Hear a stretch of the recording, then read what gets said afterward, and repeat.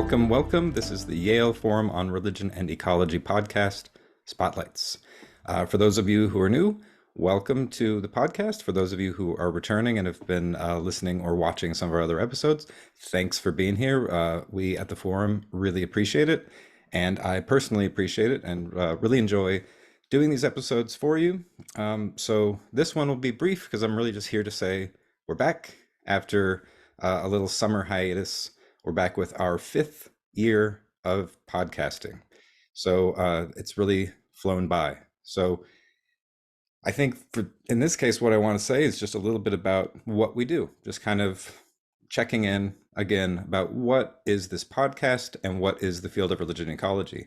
So it's called Spotlights, the podcast, because we try to highlight all of the amazing people working at the intersection of religion and ecology, and really try and take that in the broadest possible sense. So a lot of the people we interview are people working in academic spaces, but we've also talked to people working in art, activism and advocacy, some folks in the nonprofit management space, and really any context where religion meets the natural world at any scale, from particular places to Earth systems to the whole cosmos and everything in between. So really excited to bring you another year of episodes, and I've already got some really nice interviews lined up. So just as a refresher, what is religion and ecology about? One of the important things I think it always bears repeating is that it's an academic field. So there's courses in religion and ecology all around the world, and there's programs where you can get degrees in it. But along with being an academic field, it's also a moral force.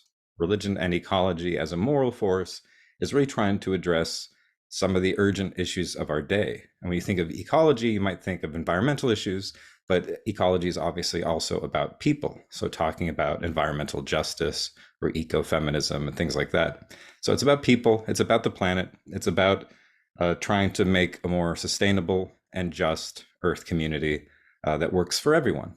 Similar to what Martin Luther King called beloved community, a community where everybody has an opportunity to participate and to flourish. So it's a big umbrella, it's a broad coalition.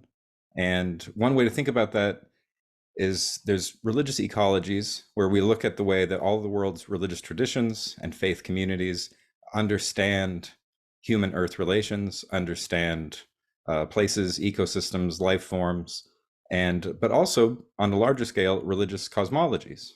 So what are the ways that religions understand the world, the universe, the cosmos? And of course, when we think of ecology and cosmology in a lot of contexts, people think of those as scientific. Religious ecologies are doing the same thing as scientific ecologies, scientific cosmologies, but in a different way, using different language, different symbol systems, different stories. And so really trying to open that up.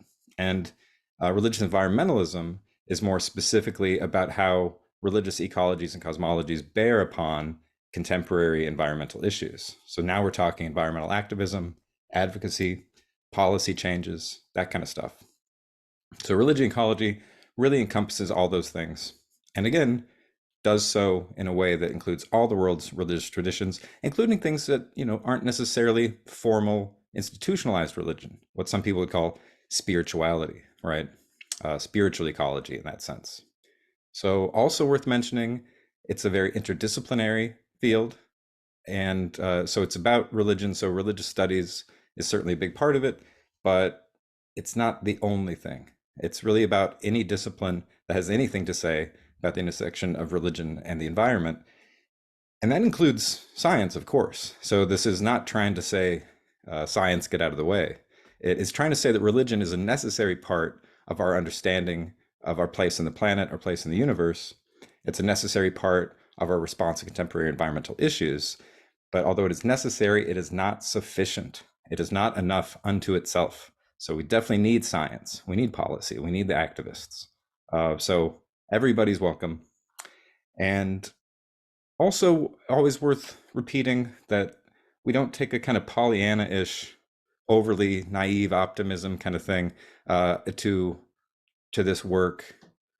Like, all religions have problems. Religion and ecology is a very critical field to some extent, holding religions accountable for the way they have failed to address issues of sustainability and justice in the past, how they're failing now, and ways they might fail in the future. So really want to be honest about the problems while also recognizing the promise that every religious tradition, that every faith community holds for building a more beautiful world. So trying to balance an understanding of the problems and the promise that religions hold for thinking about our place in this universe. And what about our method? Again, method's pretty open-ended. There's lots of ways to do it. Some people are more based in the humanities, where you can use things like religious studies methodologies, or philosophical methods like phenomenology or hermeneutics or deconstruction, all kinds of stuff. Some people are more oriented toward social sciences, and even then, some people doing more quantitative work, some people doing more qualitative work. So really lots of different methods. I will say there's a kind of maybe background method or an underlying method that whether you're using the humanities or the social sciences, whatever you're using, there's always a sense in which we're doing three different things: a retrieval, a reevaluation, and a reconstruction. Retrieval in the sense that we're trying to bring back whatever we can from religions, retrieving things, for instance, from the world's religious scriptures, from the traditions of religious thinkers and writers, religious art, right? And then the reevaluation is rethinking what these things mean. Because a lot of times when people think about the history of religions, they're thinking of the way that religions talk about the way humans relate to other humans, or the way humans relate to God or to some ultimate ground of being. And while those are both important, human to human relations, human to spirit or human to divine relations, we're also talking about human earth relations. So how can we retrieve things from these traditions and reevaluate them by focusing more on where the earth shows up, or nature or environment or what have you? So retrieve, then reevaluate by bringing earth a little more to the fore, or at least not so much in the background, and then reconstruct, redesign, reinvent. Because of course, traditions aren't just things frozen in the past. Tradition is living. Religions change with time. And of course, you might not want to change too much, because then all of a sudden, you don't really resemble the tradition that you are, and a tradition can break that way. You can have a schism.